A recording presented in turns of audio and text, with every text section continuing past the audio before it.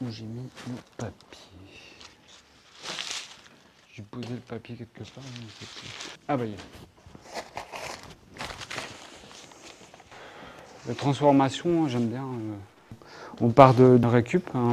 J'essaie de faire une grosse sélection au niveau des pièces. Je ramène un tas de pièces de ferraille que je trouve. Je passe beaucoup de temps à chercher la pièce qu'il faut.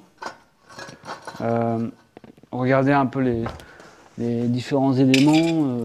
C'est beaucoup de recherche pour trouver la pièce qu'il faut et voir un peu les volumes. Souvent, c'est retransformé après. Hein, donc ça, par contre, c'est du bloc plein que je coupe. Là, c'est déjà du lourd. Hein. Ça, c'est du costaud et ça, il faut le chauffer. Il faut que ça soit à 1200 degrés pour pouvoir faire des empreintes, soit à forger, soit mettre des empreintes.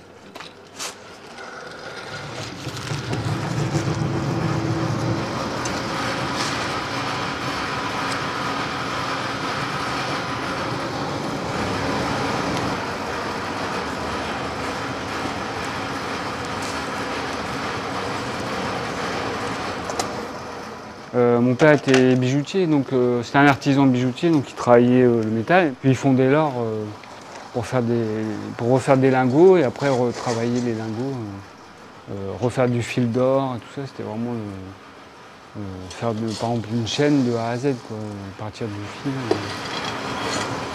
Et après j'ai fait une série de photos sur les matières avec lesquelles il bossait, tout ça, les outils, le métal. De pièces en feu.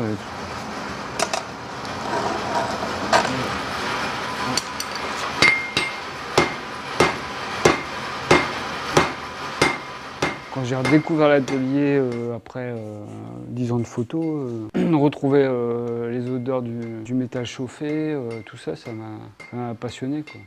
Ça m'a replongé dedans en fait.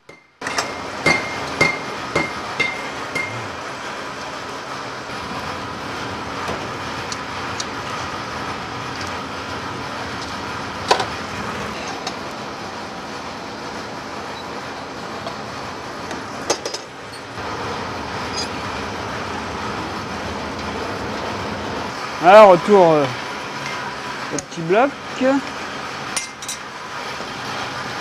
Voilà, là, on va lui faire des petites fenêtres. Mettre côté gauche. Hop.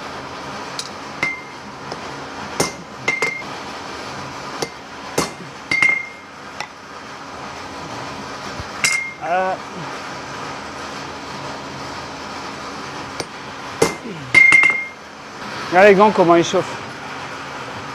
Ça va encore. Par contre, quand c'est des gros blocs, là, ça brûle.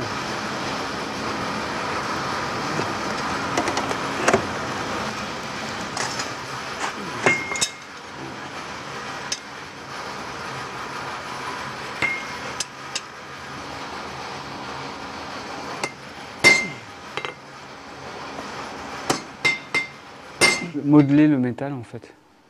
Ça, c'est ça que j'aime bien. Le forger, quoi.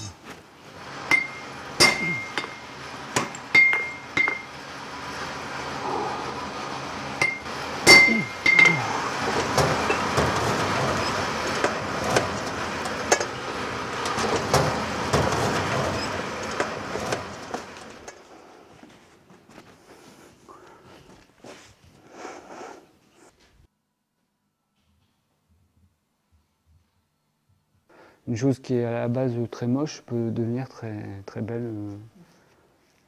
Et donc ça m'intéresse aussi à travailler. C'est ça qui me plaît le plus, je crois.